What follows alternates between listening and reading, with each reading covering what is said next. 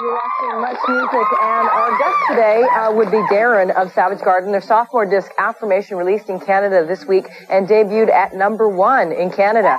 So with that, and I gotta say, Darren, you got the most loving fans. They're really, really good people. We seriously said this just out the back. My assistant Leonie was saying to me, your fans are so nice. I think we have the nicest fans in the world. Yeah. They're just really good people. Good people. Cool. Yeah. The album, Affirmation, you recorded in San Francisco. Oh, in San Francisco. Yeah. It was a long story. I was living in New York for about a year, so a lot of it was written when I was living in New York, and then we recorded it in San Francisco. So. Your life in New York City, what made you want to move there? You know, I have no idea. Probably inspiration, because I don't live there anymore. It's funny, I wanted this to be an album that was really personal, and it's deeply personal. It's completely autobiographical, and it's an album about relationships and I guess what was happening in my life at the time. And there's no better place than New York City, I think, to sort of be alone and to face stuff, because it's tough. It's an exciting city. It's amazing, but it can be tough. You know, and I wanted it to be a record about real things as opposed to celebrity or fame or fortune or whatever. I wanted it to be a record about everyday life. So. When I met you last time in New York City at Wyclef's big shindig, I remember that. You just had a real glow on you. Yeah. It was like you weren't like particularly preen for the night. You're just like out there, out on the town. Yeah. But you looked really happy. Yeah. And you were telling me that you just like, this is a good point in your life. Well, I just feel really good about myself. I think, I think that confidence or being attractive is something that comes from within, and I think that my self-esteem is at a really good place, and that I'm happy, and I think that when you're happy in your life, it comes through. I don't really care too much about, you always want to be thinner or have better abs or have this or that. Short hair wants long hair, black hair wants blonde hair, whatever. So I just feel good about myself. It's not really about image. I mean, I laugh at this front cover. There's so much airbrushing going on there. Is there? Oh my God. I mean, it's ridiculous. To the point that when we did this photo shoot, we did it with an amazing photographer called Stefan Seddenwe, who I'm a big fan of. Oh yeah, beautiful. He's incredible. Does a lot of music videos and whatever. And he's going through this thing at the moment where everything is very surreal. And when he first showed us the album cover, I had no pores on my skin. I'm like, Stefan, I had stubble when you took the picture, and now, so we had to back off a little bit. But I talk to kids a lot about that the myth of celebrity and the myth of an image. It's fun, but that's me turned up to 10. I mean, this is what I look like when I get out of bed, pretty much. Right. Yeah. Well, it's a striking cover in that it's kind of without irony too. It's just the both of you standing there looking your best. I guess so. It's pretty... No, you know what it was? I had a meeting with Stefan in New York, and he listened to the record, and he said it's really intense, and it is a really intense record. It's a pop record, but it's very personal, and he said he wanted it to look like the two of us had been in a room all week with our emotions, and it's just sort of coming out, and that's pretty much what it is. We're not really a band about image yet. We're not a band about changing the face of music or the sound of music, so I'm just looking at myself. I don't quite recognize myself, actually. I don't know. It's not really about what do I look like in a pair of Levi's, or have I got those dance moves down pat. It's pretty honest, pretty sincere. When you were saying about New York City, being able to kind of like, is it because it's so busy there that you can just like kind of hide and like address yourself? For me, I think it was that in Australia, I'm considered to be a bit of a celebrity, and in the rest of the world, I'm one of many people that make music. And in New York City, I lived on a street where Robert De Niro lived, and Mariah Carey and Madonna. I had a celebrity rating of about this much, and I really needed that. It helped me feel anonymous, and I had a life where I would do everyday stuff, do my own washing, and go to the grocery store and pay the bills. And if you didn't pay the bills, they got cut off. And I think that I was in danger of becoming a bit of a caricature of myself, actually. And I didn't, I don't want this career to affect my life. I want to, at the end of this run, I'm still a person, and I want to be able to walk down the street and have someone say, you were a good person, as opposed to, wow. Or you were a celebrity, or whatever. Did you feel like you were sort of on that precipice of like buying into all the hype and all that kind of ego gratification of what it is to be a superstar? Well, you know what it is? I guess I'm scared to want it, because it's enticing and it's very addictive. Australians too, they tend to be like down to earth people, similar to Canadians in that regard. Yeah, very much. We were talking about this again in the car. I think that Canadians and Australians have a very similar temperament, and we have a very similar view on the world, you know. I think other countries whose names we won't mention are a little bit more blindfolded and a little bit more arrogant about the rest of the world. It's ignorant and it's a little arrogant. And I think that Canadians and Australians really understand that we're one of many, you know. We're constantly being discarded by the cool epicenters of the world, and so we really have to fight for ourselves. Australians wouldn't let me act like a superstar, a prat. They would just knock me down, and I think that's helped me become, you know, the person that I am. I'm not saying I don't love it. I love performing, and I love being a celebrity, and I love the whole thing, but it's not real, and I have fun with it. And I just sort of say, tonight I'm going to put on my superstar outfit and I'm going to be a star when I'm on stage, because you just paid $20 and I'm going to give you everything I've got. But, you know, afterwards I'm going to go home, I'm going to take a bath, and I'm going to take my shoes off and clip my smelly toenails. Exactly. And I'm just like everyone else. Yeah. And if it ends tomorrow, I'm just like everyone else, you know. I could have to work at Starbucks. You know, so...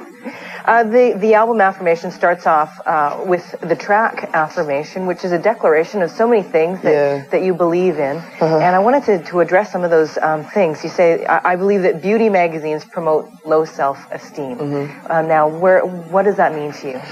It actually came from a piece of graffiti I saw in Manhattan. Someone had written something very similar on the ground with tape, actually. They'd used a gaffer tape, and they'd written this sentence.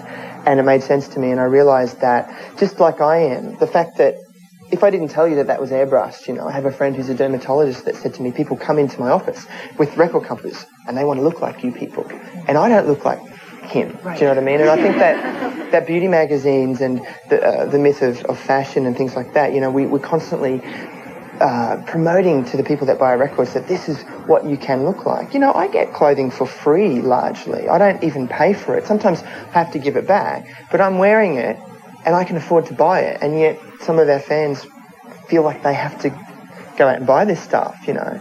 And I'm somebody who can afford to pay for it and I don't have to, and I'm wearing it and I'm advertising it to you, you know. And I think that I guess by talking about it, I want to sort of make young people aware that it's, you know, not everybody looks like a Gap model or a Calvin Klein model, or, you know, I mean, it takes a lot of effort for me to look this exhausted. You know what I mean? It really does. I mean, it takes a lot of effort. I work out and I eat the right foods and whatever, and I still look normal. You know what I mean? So it's a bit of a myth, and I just talk about it. Yeah. So within your role as what you're doing, it's really important for you to go, hey, you know, this is a bit of a... And not even just about image. There's a song on this record called Crash and Burn, and it's talking about the fact that, look, when I was in New York, I was pretty down. There were moments in my life where I was really down, and I missed my family, and I was going through some personal stuff, and, you know, I was turning on the TV every day, and I'd see gun shootings in schools and stuff, and I realised, you know, young people really don't have legitimate tools and legitimate ways to deal with these very legitimate feelings. Everybody feels down, everybody hits the wall, everybody gets angry, but not everybody picks up a gun. I don't. I write songs or I have a conversation, and I think that that's part of the bigger social awareness that I feel as a celebrity. I'm not a politician. At the end of the day, I'm a clown, and I have fun, and I get paid to do what I do for free every day in the shower, which is not what you're thinking. It's singing. You know, I've been doing that all my life, and now in the shower? Absolutely. Okay, we're going to take a look at I Knew I Loved You. And what's the song about? It's about destiny, and it's funny. It's taken me a long time to work out what it's about, but I remember seeing an interview with the artist years ago. You might call him Prince, but I want to meet him one day, so I'm calling him the artist. And he talked about his wife, Maite, and he said that when he was 20, he was so lonely that he used to pray to God every day to meet her, and 20 years later, she walked into his life, and he really believed that he willed her or dreamed her into being. Do you think people actually can do that? Will somebody into their lives? Yeah. Or do they have to be open to the experience? I think that you have to be complete within yourself. You have to be happy, and you have to really love yourself, and then you attract the right kinds of people to you. Yeah, that's what I think. Cool. We're going to be talking with Darren after the break and opening the floor to the fans. Cool. So we'll be back in just a bit.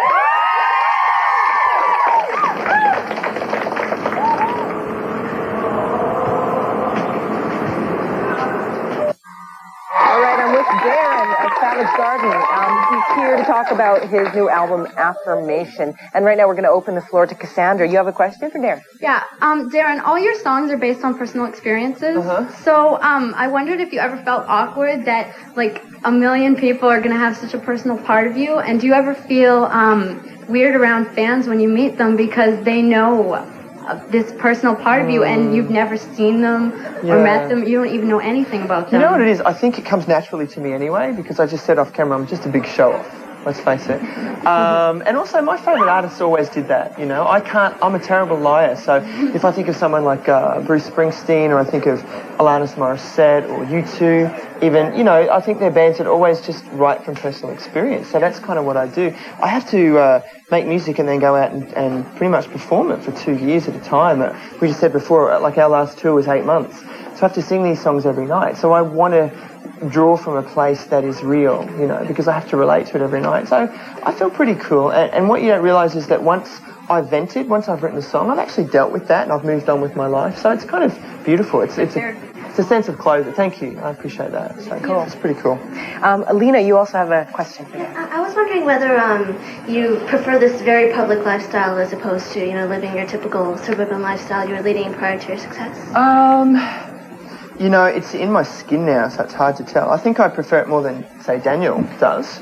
But a lot of that is sort of by default with me. You know, I think that the two of us as a band, we're presented as the two of us, and as soon as the shutter is released, when we take a picture, he takes a step backward, and people assume that means that I am somebody that is absolutely obsessed with fame and fortune.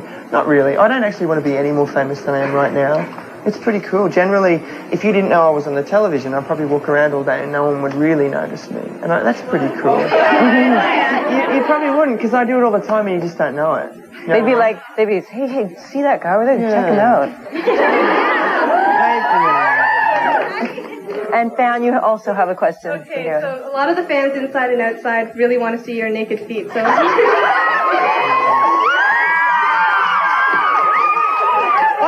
My feet. I can't believe I'm doing this. So this is my foot. I can't believe they're hairy. Very nice. Right? I have hairy feet, and I wear very average socks. And anyway, nicely cut toenails. Actually, they're not. They're called hand pits. I don't even know what this one looks like. Man, that's pretty disgusting. But anyway. Why do you want to see his feet for? I don't know. Alright, well that was for Diane. No, not because you. Oh man, I'm not going to take my shorts off now. Now we'd like to examine the back of your ear.